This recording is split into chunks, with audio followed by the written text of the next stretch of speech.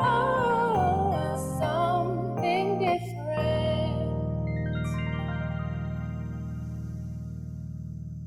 Acts chapter 17, verse 6.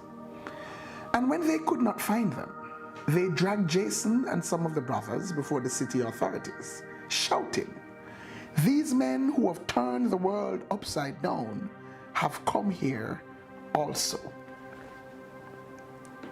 The disciples, they were busy having an impact on the world. Yes, the followers of Christ, the early members of the church, they were wreaking havoc in the world system.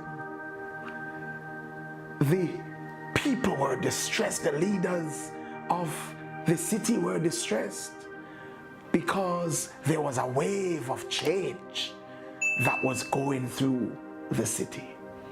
And so they went and they grabbed them and they brought them to the magistrates and they said, "These are the men who've been turning the world upside down." Now, that sounds like a bad thing. They're turning the world upside down. They sound like troublemakers, sound like people who are disrupting the peace. But let's look at this.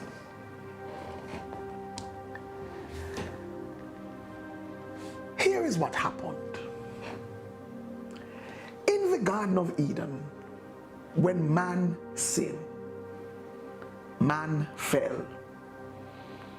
The scriptures tell us, and we all know of it as the fall of man.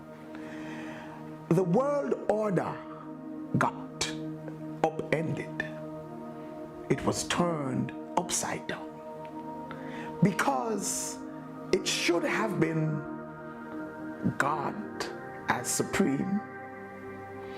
It should be the things of the spirit that were first. So it was spirit, soul, body.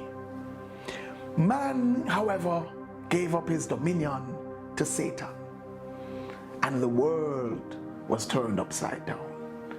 And so now it becomes body, soul, spirit. In other words, the normal priority, the natural priority tends to be ourself, tends to be body. But that's how we've been used to it. So now we've looked on an upside down world and think it is the right side up. So when the disciples came and started doing God's will and flipping the script, flipping the order, turning the world right side up, the persons thought they were turning it upside down. But it was upside down before. This is turning it right side up. That's why the scripture speaks about us walking uprightly, so that we now walk uprightly. It is our job as children of God to disrupt the order, disrupt the natural flow and the natural sequence, because that is the wrong way. That is the upside down world.